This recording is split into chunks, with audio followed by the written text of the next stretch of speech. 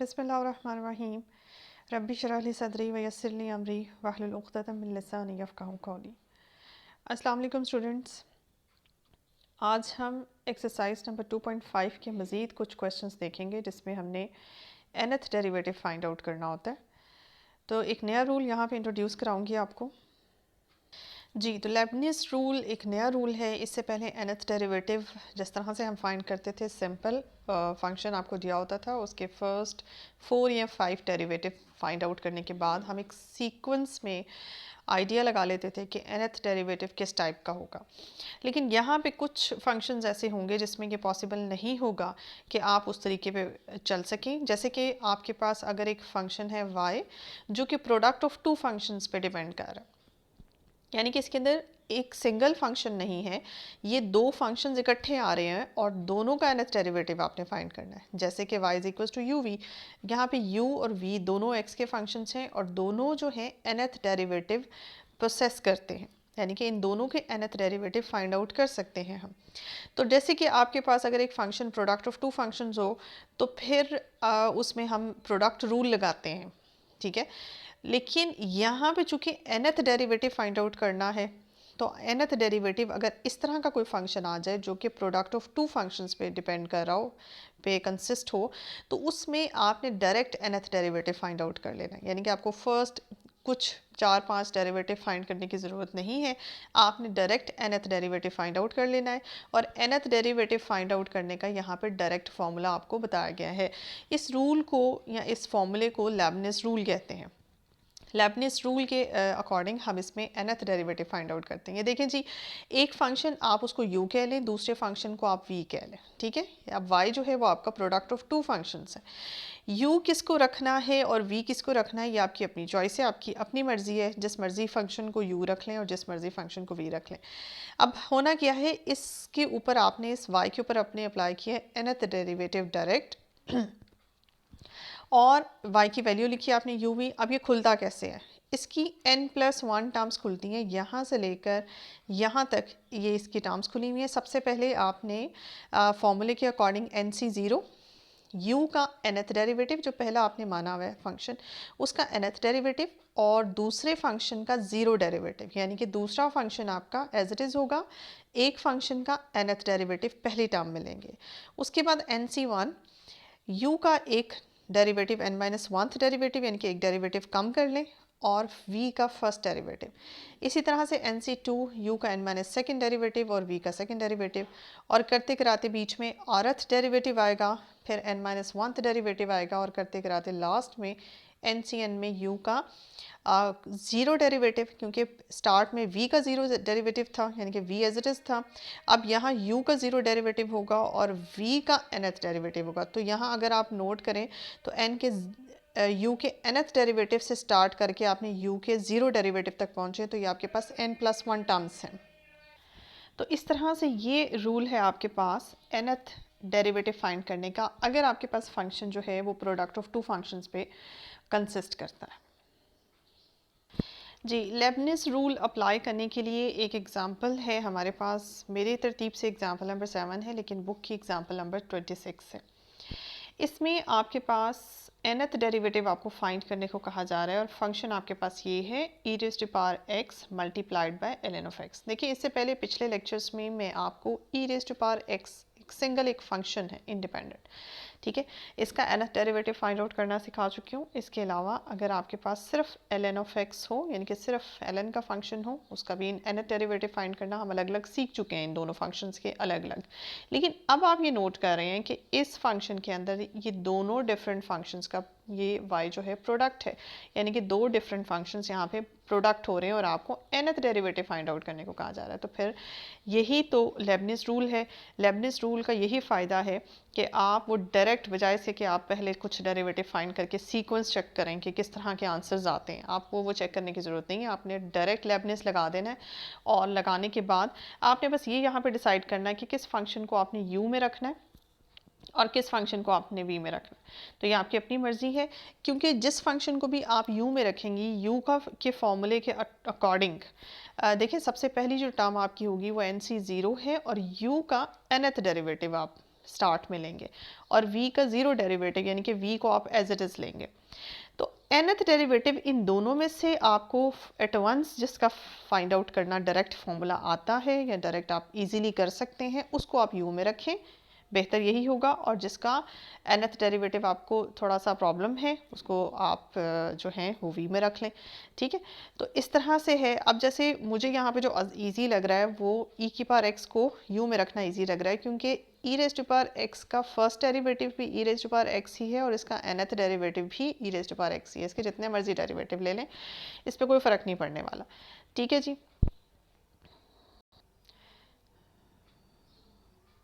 तो ये देखें जी, हमने इसमें u को e raise to power x रख लिया और v को ln ऑफ x हमने रख लिया। और अब चलते हैं इसके ऊपर फॉर्मूला लगा लेते हैं। ये देखें जी, आपने लगाया इसके ऊपर लेबनिज़ रूल।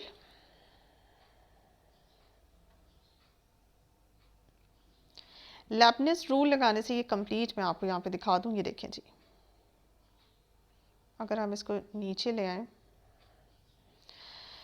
ये देखें आपने लेबनिज़ रूल लगाया और लेबनिज़ रूल लगाने के बाद आपने n से 0 से स्टार्ट किया, u का nth डेरिवेटिव, ठीक है, और v ln of x as it is. उसके बाद u का n-1 डेरिवेटिव भी वही आएगा, क्योंकि e raise to power x के बारे में मैं आपको बता चुकी हूँ। इसका फर्स्ट, सेकंड, थर्ड, फोर्थ, हर डेरिवेटिव सेम ही है।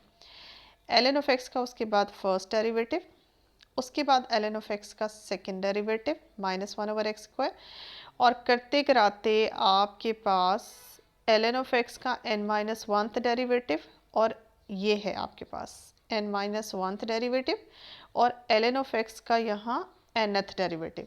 एक चीज़ आप नोट करें, n से 0, n से 1, n से 2, n से n -1 अप टू n से n, ये तो फॉर्मूले के अकॉर्डिंग है। और e raise to power x के का तमाम डेरिवेटिव जो है ना, वो e raise to power x ही आ रहे हैं। पहली टर्म से लेकर आखिरी टर्म तक e raise to power x कोई प्रॉब्लम नहीं कर रहा, ये सिंपल ही है। इसका हर derivative e raise to power x ही है, और फाइनली ये ओरिजिनल फंक्शन भी e raise to power x है। अब यहाँ ln ऑफ x का फर्स्ट डेरिवेटिव, सेकंड डेरिवेटिव तो आपको समझ आ गया, लेकिन इसका nth डेरिवेटिव क्या था? अच्छा, मैंने अपने बिल्कुल पहले लेक्चर में, आई थिंक पहले के दूसरे लेक्चर के अंदर ln ऑफ आपको एक क्वेश्चन करवाया था। यहाँ मैं बता दूँ, y आपका था ln of ax plus b, इस तरह की एक एग्जांपल है आपकी। अगर y जो है वो ln of ax plus b है, तो इसका nth डेरिवेटिव क्या होगा? इसका nth डेरिवेटिव का फॉर्मूला मैंने आपको बताया था। इसका nth डेरिवेटिव होगा आपके पास, तो इसका nth डेरिवेटिव होता है -1 raise to the power n-1, n-1 factorial a raise to the power n over ax plus b whole power n। ठीक है, ये तो था अगर आपका original function ln of ax plus b हो। लेकिन यहाँ पे सीन क्या है? यहाँ पे सीन ये है कि आपका जो ओरिजिनल फंक्शन है वो ln ऑफ x है सिर्फ। ये देखें जी, आपका ओरिजिनल फंक्शन सिर्फ ln ऑफ x है, यानी कि ln ऑफ x का मतलब है a की वैल्यू आपके पास क्या हुई 1 और b आपका क्या है 0। तो इसमें a की जगह 1 पुट कर दें, यहाँ 1 पुट कर दें और b 0 पुट कर दें, तो आपके पास जो nth डेरिवेटिव निकलता है वो आपका ये निकलता है, ये -1 की power n-1 as it is, n-1 का फैक्टोरियल एज इट इज़, और नीचे जो भी आपका पोलिनोमियल था उसकी पावर n, और पोलिनोमियल आपका सिर्फ x है तो उसकी पावर n, और a आपका चूँकि यहाँ 1 है तो इसलिए 1 की पावर n यहाँ लिखा नहीं गया। सेम n-1th डेरिवेटिव जब आप करेंगे तो जहाँ जहाँ n है वहाँ वहाँ मतलब उससे 1 डिग्री कम आपका डेरिवेटिव आपके आंसर में आएगा। ये देखें जी, अगर आप करते हैं, ये आपका n-1th डेरिवेटिव है ln ऑफ x का, तो यहाँ चूँकि n-1 था तो यहाँ n-2 फैक्टोरियल आएगा, यहाँ -1 की पावर n-1 थी तो यहाँ इससे 1 डिग्री कम आएगी, और यहाँ x की पावर n है तो यहाँ उससे 1 डिग्री कम n-1 आएगी। ठीक है, तो ये n-1 डेरिवेटिव आप ना भी बनाएं, आप डायरेक्ट nth डेरिवेटिव ये बना लें तो काफ़ी है। तो ये जब मैंने आपको बिल्कुल फर्स्ट 2 लेक्चर्स में ln of ax plus b का आपको फाइंड आउट करना सिखाया था nth डेरिवेटिव, उस वक्त मैंने आपसे कहा था कि इसका रिजल्ट आपने याद रखना है, क्योंकि मुख्तलिफ क्वेश्चंस में आगे जाके इस्तेमाल होगा। ठीक है, तो ये हमने चूँकि याद किया हुआ था इसलिए हमने यहाँ पे इसकी वैल्यूज़ पुट कर दी। जी, तो आपने इस टर्म के बाद आपने इसको सिंप्लीफाई किया, NC0 का आंसर 1 निकलता है, NC1 का आंसर n निकलता है, NC2 का answer n into n minus one over 2 factorial निकलता है। इसी तरह से NC n का आंसर भी 1 निकलता है और NC n माइनस 1 का आंसर ये मैंने आपका फैक्टोरियल की फॉर्म में लिखा है। ठीक है, तो ये फैक्टोरियल तो आपके खुल गए जैसे कि आपको रिक्वायर्ड थे। उसके बाद आपने पहली term e raise to power ln of x as it is, उसके बाद e raise to power over 1 over x into 1 over x, e raise to power और साथ में 1 over x square n into n minus one over 2 factorial, ये आपका NC2 की value है। फिर उसके बाद डॉट्स हैं यानी कि काफ़ी टर्म्स बीच में हैं और उसके बाद ये 2 टर्म्स लास्ट की हैं, ये आपके पास खुल गई। इसका आपने सिंप्लीफाई कैसे किया, इसमें आपको NC n माइनस वन को खोल लिया, आपका जो भी आंसर आता था, ठीक है, आपने इसको कैंसलेशन कर दिया। जैसे आप यहाँ पे कैंसिल कर सकते हैं n factorial over n minus one into, अच्छा इसमें थोड़ी सी मिस्टेक ये है कि NC n minus one factorial आपका न्यूमरेटर में n फैक्टोरियल, डिनोमिनेटर में n माइनस वन फैक्टोरियल, और ये n माइनस टू नहीं है। डिनोमिनेटर में ही आपका ऊपर वाले नंबर में से नीचे वाला नंबर माइनस करें यानी कि n minus n plus one का होल फैक्टोरियल, तो ये आपके पास 1 फैक्टोरियल आता है जो कि ख़त्म हो जाता है। तो आपके पास ये n माइनस टू मिस्टेकनली लिखा गया है, न्यूमरेटर में n फैक्टोरियल और डिनोमिनेटर में n माइनस वन फैक्टोरियल। और अगले स्टेप में आप न्यूमरेटर को अगर आप ऐसे खोल दें n into n minus one factorial, तो डिनोमिनेटर में n माइनस वन फैक्टोरियल है जो कि आपस में कैंसिल हो जाएंगे और आपके पास आंसर में सिर्फ n बचेगा। ठीक है, तो आपने इसमें इस तरह से करना है। ये आपके पास बस सिंप्लीफाइड, अब आप इसको जिस तरह से मर्ज़ी सिंप्लीफाइड कर लें, ये आपके पास सिंप्लीफाइड फॉर्म है। अब इसको मज़ीद कुछ कॉमन निकलता है तो कॉमन निकालें। अब नेक्स्ट स्टेप में आपको दिखाती हूँ। ये देखिए जी, ये आपका n माइनस टू यहाँ से इग्नोर कर दें। अब हर टर्म के अंदर आपका जो ई रेज टू पावर x है, आपने उसको कॉमन निकाल लिया ई रेज टू पावर x को, और पहली टर्म में आपके पास ln ऑफ x बचता है, दूसरी टर्म में n ओवर x बचता है, तीसरी टर्म में ये पूरी चीज़ सिवाय ई रेज टू पावर x की, और फिर ये सेकंड लास्ट टर्म यहाँ मैंने नहीं लिखी हुई और सिर्फ लास्ट टर्म लिखी हुई है, ये माइनस वन की power n minus one factorial over x की पावर n। तो ये आपके पास फाइनल आंसर है और कुछ भी नहीं। जी, अब है एग्ज़ाम्पल नंबर 8 मेरे सामने, जबकि आपके बुक में ये एग्ज़ाम्पल नंबर 27 के नाम से है। अच्छा, इसमें है क्या, इसमें आपको एक इक्वेशन दी गई है। इक्वेशन में है एक्स स्क्वायर वाई का second derivative plus x multiply हो रहा है वाई के फर्स्ट डेरिवेटिव के साथ plus y equals to zero. ये एक इक्वेशन है, ये दी हुई आपको। इसमें वाई एक फंक्शन है, उसकी वैल्यू एग्जैक्ट क्या है वो नहीं बताई गई, इससे हमें गर्ज नहीं है, लेकिन जो हमें प्रूफ करके दिखाना है आप उसको देखें। आपने इस इक्वेशन को यूटिलाइज़ करना है और शो करके दिखाना है कि एक्स स्क्वायर इंटू वाई का n plus second derivative, 2n plus one, x multiply हो रहा है वाई के n प्लस वन डेरिवेटिव से, और n square plus one multiply हो रहा है वाई के nth डेरिवेटिव के साथ। ये सब चीज़ें हों तो फिर आंसर जो है इनको सम करके ज़ीरो आता है। आपने इस इक्वेशन को प्रूव करके दिखाना है, जबकि इस इक्वेशन को यूटिलाइज़ करना है। इस तरह के जब आपके पास क्वेश्चंस आएँ जिसमें आपको कोई इक्वेशन दी गई हो और यहाँ से जो नज़र आ रहा है हमें वो ये नज़र आ रहा है कि जैसे देखिए हमारे पास सिवाय इस इक्वेशन के गिवन डाटा में या मटेरियल में और कुछ भी नहीं है, तो जाहिर है हमने इसी इक्वेशन को यूटिलाइज़ करना है। और जो इक्वेशन मुझे प्रूफ करके दिखानी है उसमें मुझे नज़र आ रहा है कि nth डेरिवेटिव इन्वॉल्व हो रहा है। ये देखें nth डेरिवेटिव है, बल्कि n प्लस वन डेरिवेटिव भी है, n प्लस सेकेंड डेरिवेटिव भी इन्वॉल्व हो रहा है। तो ये हम nth, इसका मतलब फाइनली यही है कि हमने nth डेरिवेटिव तक जाना है। अब अगर हम इस इक्वेशन को यूटिलाइज़ करते हैं तो हम क्या करें, हम इसको डायरेक्ट जो है यहाँ पे जाके nth डेरिवेटिव अप्लाई कर देते हैं। अब nth डेरिवेटिव इसके ऊपर अप्लाई करेंगे, लेबनिज़ रूल अप्लाई करेंगे और फिर हम अपनी इक्वेशन को सिंप्लीफाई करेंगे। वो किसी ना किसी सूरत हम यहाँ तक पहुँच ही जाएंगे।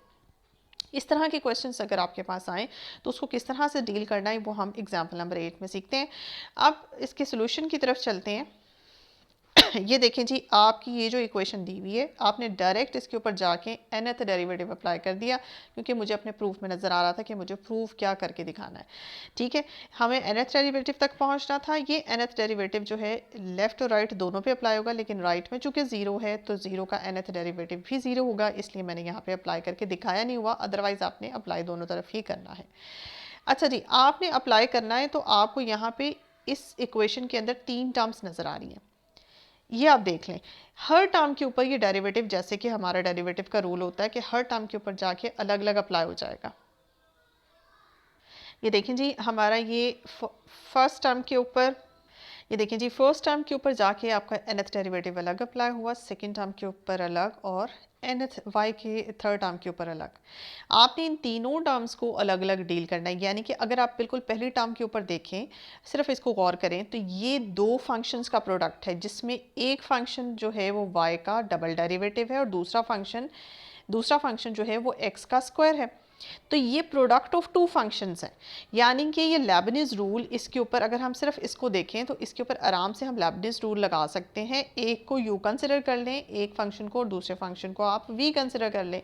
ठीक है, अब ये आपने खुद देखना है कि किसको v और किसको u कंसिडर करना है, क्योंकि जिसको हम u में रखेंगे उसकी पहली टर्म में उसका nth डेरिवेटिव आपने लेना है। अच्छा जी, इसकी तरफ आते हैं। इसमें देखें, आपका ये भी प्रोडक्ट ऑफ टू फंक्शंस है, एक x है आपका, एक y प्राइम है, और ये आपका दो, इसके ऊपर लेबनिज़ नहीं लग सकता, ये सिंपल है। y आपने इसका nth डेरिवेटिव ले लिया और इसमें आपने y का nth, क्योंकि मुझे y की एक्चुअल वैल्यू तो पता ही नहीं है कि y की कौन सा फंक्शन है, लॉगरिथमिक फंक्शन है, एक्सपोनेंशियल फंक्शन है, ट्रिग्नोमेट्रिक फंक्शन है, ये क्या है। आप यहाँ पे सिंपल इसके nth डेरिवेटिव का मतलब y की हेड में इस तरह से n डाल के ब्रैकेट डाल देंगे, इससे पता चलेगा कि y का nth डेरिवेटिव। देखिए y यहाँ पे अननोन है, इसकी वैल्यू अननोन है, हमें नहीं पता इसकी वैल्यू क्या है। तो इसके लिए हम ये एज्यूम करेंगे कि y एक ऐसा फंक्शन है जो कि n टाइम डिफरेंशिएबल है। ठीक है, अब चूंकि x जो फंक्शन है ये आपको साफ यहाँ पे दिया हुआ है, इसकी मैक्सिमम पावर जो है वो 2 है। इसके कितने डेरिवेटिव हो सकते हैं? इसके 2 डेरिवेटिव हो सकते हैं। तीसरा डेरिवेटिव इसका 0 हो जाएगा। तीसरे से ऑनवर्ड nth डेरिवेटिव तक जब आप जाएंगे वो डेफिनेटली 0 होगा। तो इसलिए इस केस में आप u को, एक्स स्क्वायर को किसी सूरत भी u में नहीं रख सकते, क्योंकि पहली टर्म में इसका nth डेरिवेटिव वो पहली टर्म में 0 हो जाएगी, बैड सा इंप्रेशन पड़ेगा। इसलिए आप कोशिश करें जिसका nth डेरिवेटिव पॉसिबल है आप उसको u में रखें। इस वक्त हम u में रखेंगे y डबल प्राइम को, और x स्क्वायर को रखेंगे v में। इसी तरह से यहाँ y प्राइम को रखेंगे u में और x को रखेंगे v में, और यहाँ पे आपको लेबनिज़ लगाने की ज़रूरत ही नहीं है। अच्छा जी, नेक्स्ट है हमारे पास, ये देखिए जी, सबसे पहले ये है कि आपने इस टर्म को उठाया, इसके ऊपर लेबनिज़ लगाएंगे, फिर हम इसको उठाएंगे और अलग से मैं लेबनिज़ लगा के आपको दिखाऊंगी। ये देखें जी, आपने लेबनिज़ लगाया जी, आपने लेबनिज़ लगाया सिर्फ इतने हिस्से पे, x square y double prime पे। पहली टर्म को पहले सॉल्व आउट कर लेते हैं। तो आपका लेबनिज़ कैसे लगता है? NC 0, उसमें y को चूँकि आपने u में कंसिडर, वाई डबल प्राइम को u में कंसिडर किया हुआ है, तो इसका सबसे पहली टर्म में इसका nth डेरिवेटिव, मतलब ये है कि वाई डबल प्राइम, इसके 2 डेरिवेटिव ऑलरेडी हैं। तो जब आप इसका nth डेरिवेटिव लेंगे तो ये 2 डेरिवेटिव उस nth डेरिवेटिव में एडअप होगी n+2, यानी कि n प्लस सेकेंड डेरिवेटिव। पहली टर्म में y का n प्लस सेकेंड डेरिवेटिव आएगा, और u जो है, v जो है आपका x square as it is, फिर एक्स स्क्वायर का फर्स्ट डेरिवेटिव होगा, और y डबल प्राइम का एक डेरिवेटिव, मतलब फर्स्ट टर्म में जितने डेरिवेटिव है उससे एक डेरिवेटिव आप यहाँ पे कम कर दें, n प्लस फर्स्ट डेरिवेटिव, फिर nth डेरिवेटिव।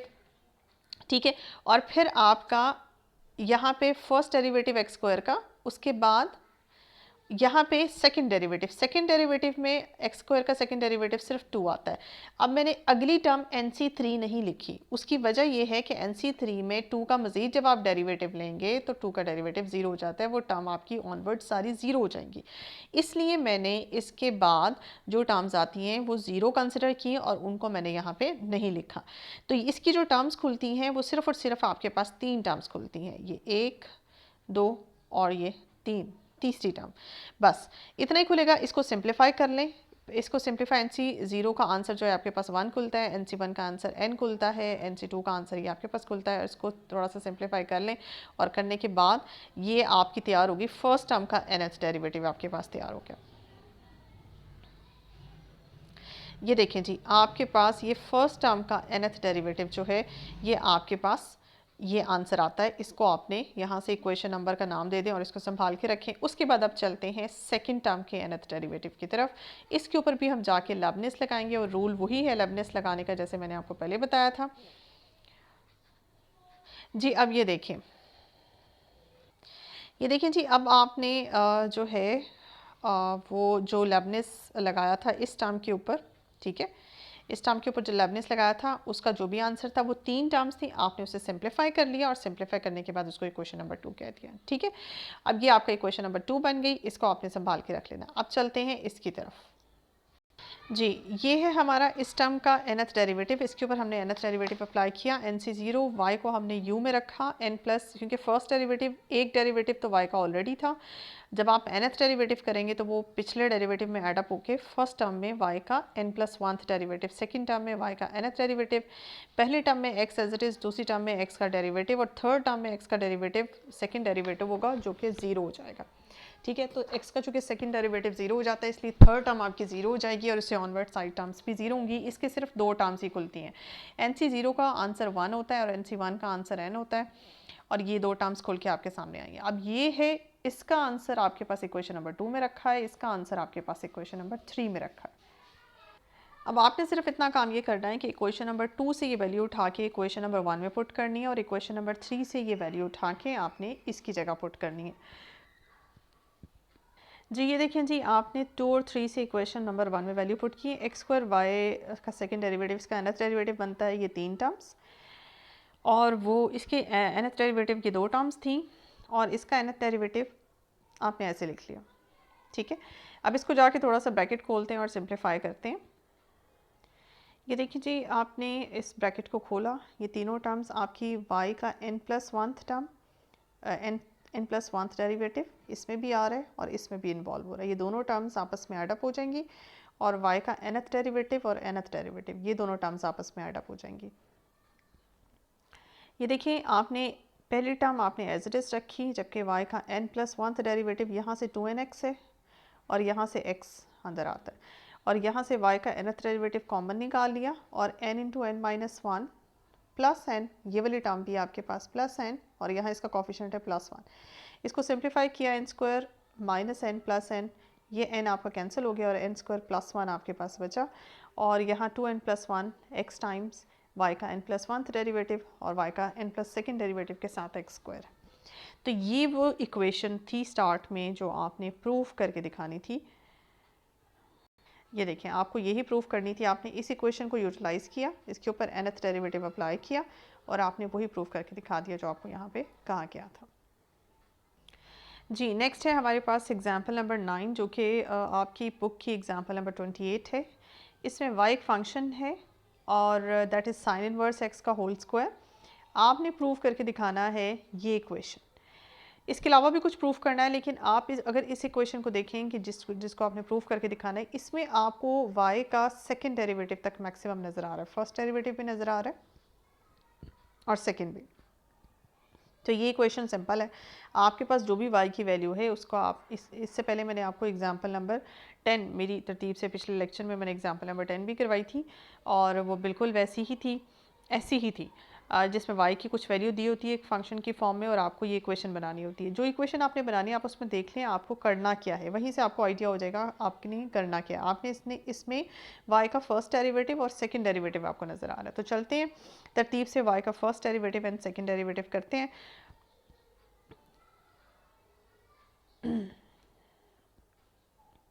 एक चीज़ और इसमें आपको मैं यहाँ पे बता दूँ, उसके बाद जब आप ये इक्वेशन फाइंड आउट कर लेंगे जिसमें सेकंड डेरिवेटिव इन्वॉल्व हो रहा है, इस इक्वेशन के बाद डिफरेंशिएट अबव, यानी कि ये इक्वेशन जब आप बना लेंगे तो फिर आपने इस इक्वेशन को डिफरेंशिएट करना है n टाइम्स, बिल्कुल वैसे जैसे अभी हमने एग्जाम्पल नंबर 8 में किया। इस तरह की एक इक्वेशन दी हुई थी, उसके ऊपर nth डेरिवेटिव अप्लाई किया हमने और nth डेरिवेटिव की फॉर्म में एक इक्वेशन हमने बनाई जिसमें n प्लस सेकेंड डेरिवेटिव भी इन्वॉल्व हो रहा था और n प्लस 1th डेरिवेटिव भी था। तो बहरहाल ये जो मतलब है डिफरेंशिएट अबव, अबव का मतलब है इस इक्वेशन को आपने n टाइम्स डिफरेंशिएट करना है। और उसके बाद एक और चीज़ कहा गया है कि इसका nth डेरिवेटिव भी फाइंड करें एट 0। तो देख लेते हैं कि किस तरह से nth डेरिवेटिव किस तरह से फाइंड करते हैं। और इस डिफरेंशिएट अबव का मतलब इस इक्वेशन को डिफरेंशिएट करना है या इस ओरिजिनल फंक्शन को डिफरेंशिएट करना है। एन टाइम्स ये सारा कुछ आपके सामने क्लियर हो जाएगा जैसे ही हम ये इक्वेशन बनाते हैं। देखिए ये आपके पास है y ओरिजिनल फंक्शन है साइन इनवर्स x का होल स्क्वायर। जी यहाँ पे आपके पास है y का फर्स्ट डेरिवेटिव आपने सबसे पहले किया जिसमें आपको पावर उतारी नीचे और पावर में एक कमी की साइन इनवर्स एक्स की, और फिर साइन इनवर्स एक्स का डेरिवेटिव जो कि आपके पास ये बन जाता है। उसके बाद आपने चूँकि जो प्रूफ करना है वो आपके सामने है, आपने प्रूफ क्या करना है,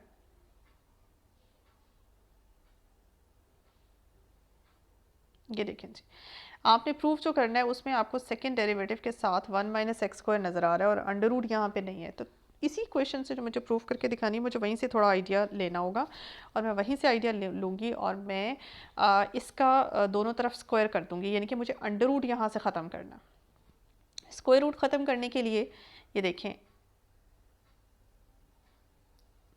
जी, स्क्वायर रूट ख़त्म करने के लिए आपने क्या किया, पहले आपने इसकी ये फॉर्म कन्वर्ट की, 2 sine inverse x over under root 1 minus x square, फिर आपने दोनों तरफ का स्क्वायर ले लिया, ये 2 2 ज़र 4 साइन इनवर्स एक्स का होल स्क्वायर, और नीचे से डिनोमिनेटर में आपके पास अंडर रूट जो है वो ख़त्म हो गया।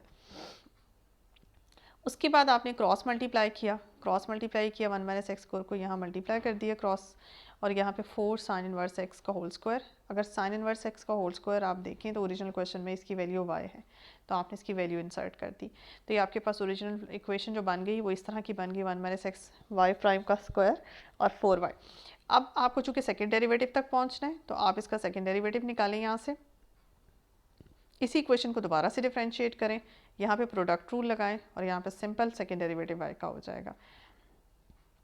ये देखें जी, आपने क्या किया, इसके ऊपर प्रोडक्ट रूल लगाया, एक दफ़ा 1 minus x square as it is और y प्राइम स्क्वायर का डेरिवेटिव, पावर उतारी नीचे y प्राइम रह गया और y प्राइम का एक और डेरिवेटिव तो y डबल प्राइम, फिर y prime square as it is और 1 माइनस एक्स स्क्वायर का डेरिवेटिव जो कि -2x आता है, और राइट साइड पे 4y प्राइम हो गया y का फर्स्ट डेरिवेटिव।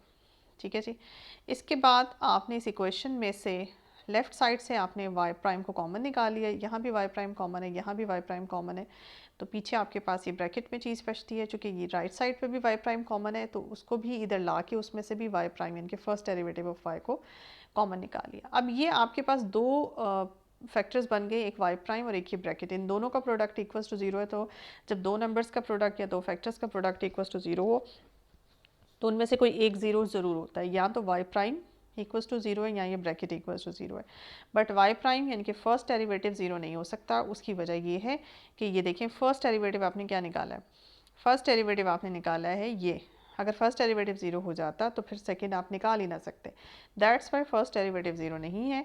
आपकी जो फैक्टर दूसरा फैक्टर है ब्रैकेट में, ये हम इक्वल्स टू 0 इसको मानेंगे। ये देखिए जी, ठीक है जी, इसमें से 2 भी कॉमन निकल रहा था, हमने 2 भी निकाल लिया कॉमन, तो 2y prime can not equals to 0, इधर ये 0 है ये 0 है, तो 2y प्राइम 0 नहीं हो सकता क्योंकि मैं आपको पहले बता चुकी हूँ, तो ये 0 है। अब ये इक्वेशन वही है जो हमें प्रूव करने को कहा गया था, y double prime 1 minus x square minus x y prime -2, ये मैं आपको स्टार्ट में भी दिखा दूँ। ये देखें जी, ये आपको वही इक्वेशन है जो स्टार्ट में आपको प्रूव करने को कहा गई थी, तो ये सेकेंड डेरिवेटिव से आपने वो इक्वेशन फाइंड आउट कर दी। अब चलते हैं nth डेरिवेटिव की तरफ।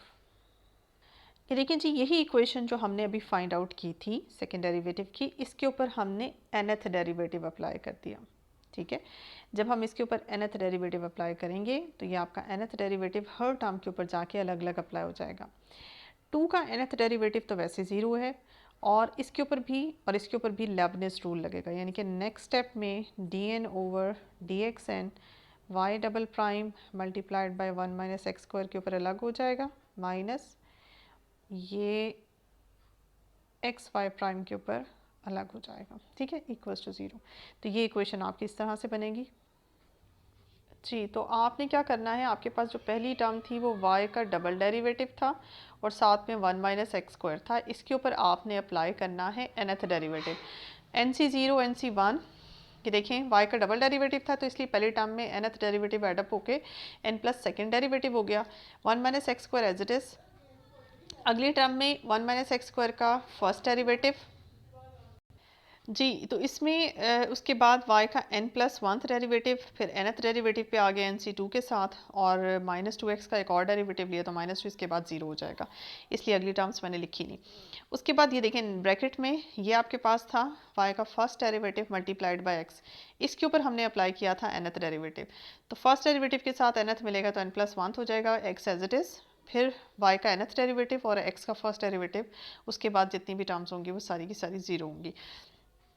तो ये आपने अप्लाई किया इसके ऊपर लेबनीज़ रूल, और दोनों टर्म्स के ऊपर। बाकी यहाँ पे आपके पास 2 था, 2 का nth डेरिवेटिव वैसे 0। अब इस इक्वेशन को आप सिंप्लीफाई कर लें, खोल लें, और खोलने के बाद आपके पास जी, तो ये n+2 derivative 1 minus x square, NC0 1 होता है, NC1 n होता है, आपके पास -2, और आपके पास ये देखिए इसमें मैंने डायरेक्ट ही कर लिया है। ये देखें आपके पास ये टर्म तो आपकी एज इट इज़ है, इसमें y का n+1 डेरिवेटिव और इसमें भी y का n+1 डेरिवेटिव है, तो इसमें दोनों टर्म्स को इकट्ठा शामिल कर लिए। ये देखिए इसका कोफिशिएंट जो है वो आपके पास 2nx बनता है, ठीक है, और इसका कोफिशिएंट आपके पास NC0 1 है, और माइनस आपके पास बनता है -x। तो -x आपने कॉमन निकाल लिया, यहाँ बना आपके पास 2n और यहाँ बना 1, तो 2n+1 आपके पास yn+1 का कोफिशिएंट बना 2n+1 और साथ में x, इस टर्म में भी x है और इस टर्म में भी x है। उसके बाद y का nth डेरिवेटिव NC2 आपके पास, और फिर -2, यहाँ पे -2 है और यहाँ पे 1 है, और NC1 है। NC1 का मतलब तो n होता है, ठीक है, और NC2 का मतलब आपके पास क्या होगा, n फैक्टोरियल ओवर 2 फैक्टोरियल और n-2 फैक्टोरियल, ठीक है। ये 2 फैक्टोरियल इस 2 के साथ कैंसिल हो जाएगा, और n फैक्टोरियल को जब आप खोलेंगे n into n-1 into n-2 factorial इसके साथ कैंसिल हो जाएगा। तो बाकी आपके पास यहाँ पे बचेगा सिर्फ माइनस टाइम्स n, ये मैं मिटा के यहाँ पे आपको बता दूँ,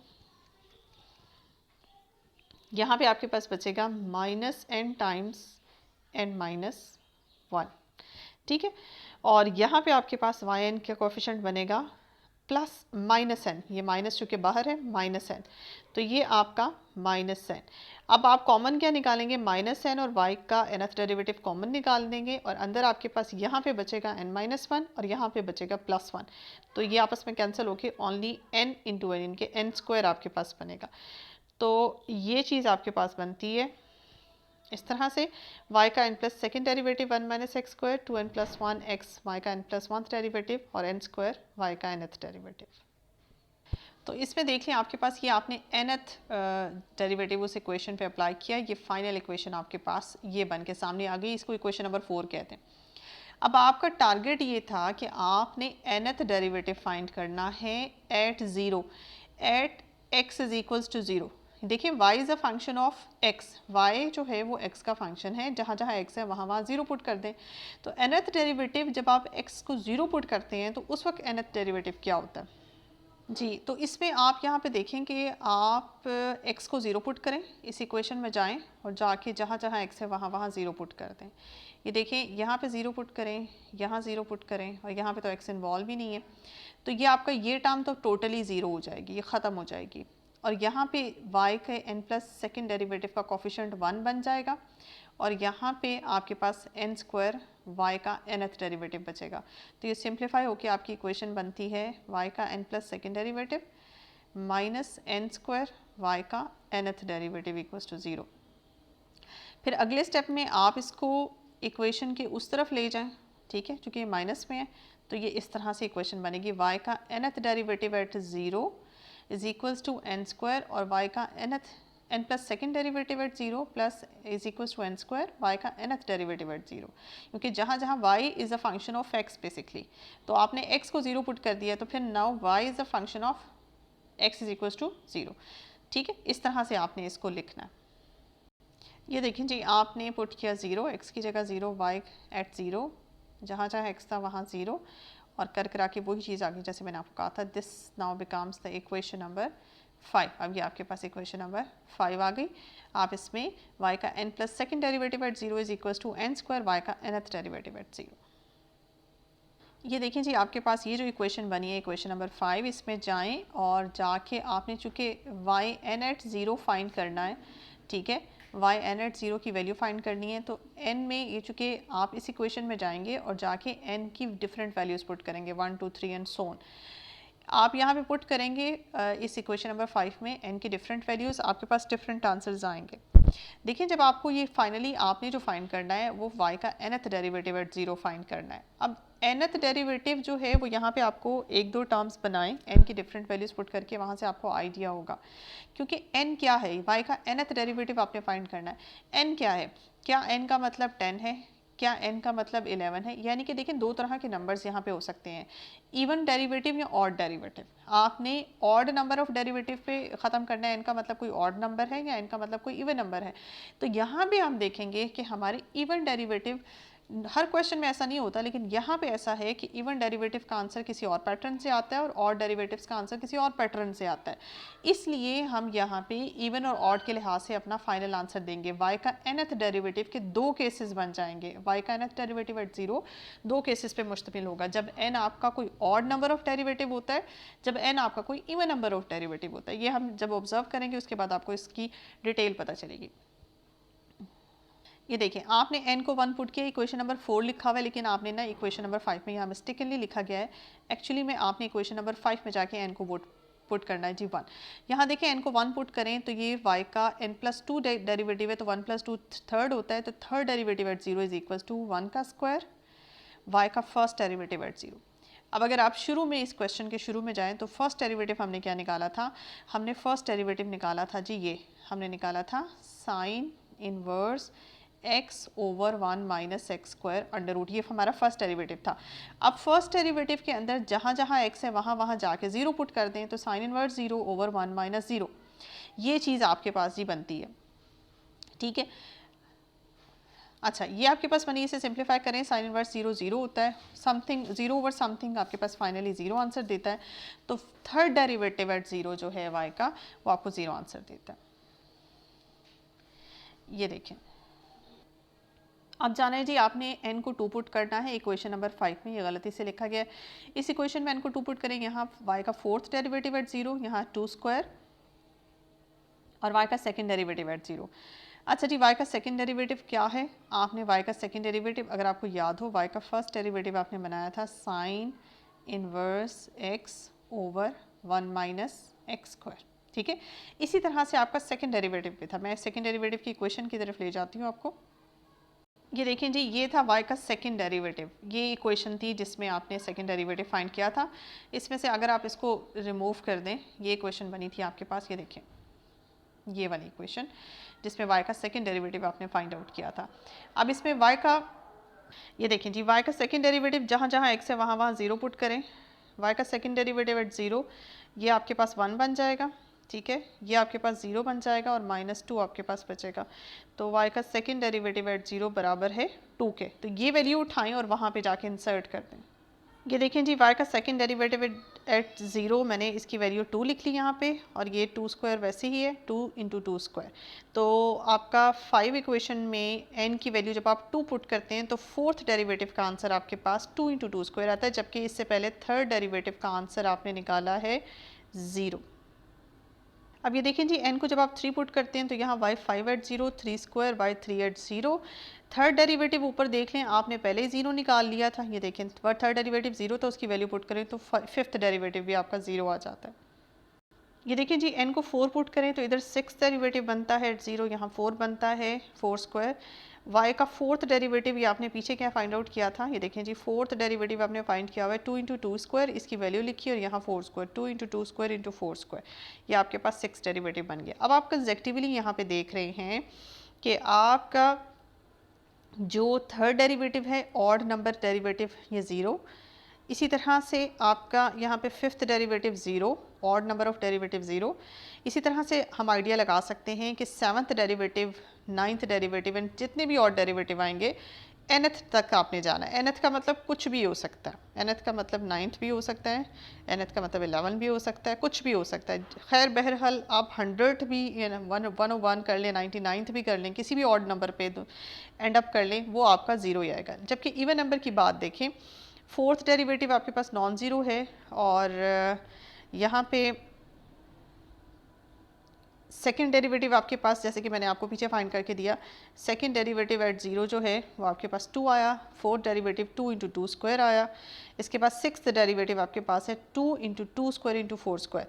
इसके बाद ये देखिए जी, हम यहाँ पे अंदाज़ा लगा सकते हैं कि चूंकि आपको कहा गया है nth derivative eight zero find करें, तो दो तरह के रिजल्ट्स निकल रहे हैं। अगर n का मतलब कोई ऑड नंबर है तो फिर nth डेरिवेटिव एट ज़ीरो जो है वो ज़ीरो निकलेगा, लेकिन अगर n का मतलब कोई इवन नंबर है तो फिर nth डेरिवेटिव बनेगा क्या। ये देखिए आपको, ये देखिए फोर्थ डेरिवेटिव के अंदर आपका जो एंड अप हो रहा था 2 तो हर एक में आ रहा है, फिफ्थ सिक्स डेरिवेटिव में भी 2 आ रहा है, सेकंड डेरिवेटिव में भी 2 था, 2 तो सब में कॉमन होगा, लेकिन फोर्थ डेरिवेटिव में सिर्फ 2 का स्क्वायर है, इनके इवन नंबर्स का स्क्वायर है। 6 में 2 का स्क्वायर है और 4 का स्क्वायर है। अब 4 जो आखिरी जो स्क्वायर है वो इस नंबर ऑफ डेरिवेटिव से 2 डिग्री कम है। तो इस तरह से आप जब इसको जनरलाइज करेंगे, 2 तो इसमें आना है, nth डेरिवेटिव में 2 स्क्वायर 4 स्क्वायर करते कराते लास्ट जो नंबर होगा उसको डिसाइड करने की बात है। लास्ट नंबर ये जो भी इवन नंबर होगा उससे 2 डिग्री कम होगा, यानी कि जाहिर है अगर n इवन है, आप यहाँ पे n को इवन कह रहे हैं, तो उसमें से आप 2 माइनस कर देंगे तो आपके पास एक इवन नंबर ही आएगा। तो लास्ट जो स्क्वायर होगा वो उस डेरिवेटिव इवन डेरिवेटिव में से 2 डिग्री, यानी कि उस इवन डेरिवेटिव का जस्ट पिछला नंबर होगा, कंसेक्टिव इवन नंबर, पिछला कंसेक्टिव इवन नंबर होगा। ठीक है, तो ये आपने जनरलाइज करके nth डेरिवेटिव, अब यहाँ पे दो आंसर्स हैं y n एट ज़ीरो के, यानी कि nth डेरिवेटिव एट ज़ीरो के दो आंसर्स हैं। इवन के ऑड के लिहाज से कुछ और है और इवन के लिहाज से कुछ और है। तो ये तो था हमारा एक्सरसाइज से पहले जितने भी क्वेश्चंस हैं, तकरीबन ये सारे क्वेश्चंस यहाँ पे हो जाते हैं हमारे कवर एग्जांपल्स में। यहाँ पे 2.5 की तमाम एग्जांपल्स कंप्लीट हो जाती हैं। यहाँ से आपको आइडिया हो गया होगा किस तरह से लेबनिज़ लगाना है, लेबनिज़ रूल कब लगता है डेरिवेटिव के लिए, और किस सिचुएशन में लगता है कि फ़ंक्शन आपका किस खास टाइप का हो। इसके अलावा सिंपल nth डेरिवेटिव किसी भी फंक्शन का किस तरह से फाइंड करते हैं उसकी भी हमने काफ़ी प्रैक्टिस की है 2-4 लेक्चर्स में। अब हम एक्सरसाइज की तरफ नेक्स्ट इंशाल्लाह अगले लेक्चर में जाएंगे, और तब तक आप इसकी प्रैक्टिस कर लेंगे 10 एग्जाम्पल्स की, और फिर हम इन एग्जाम्पल्स के कुछ रिजल्ट्स भी अपनी एक्सरसाइज के क्वेश्चंस में अप्लाई करेंगे।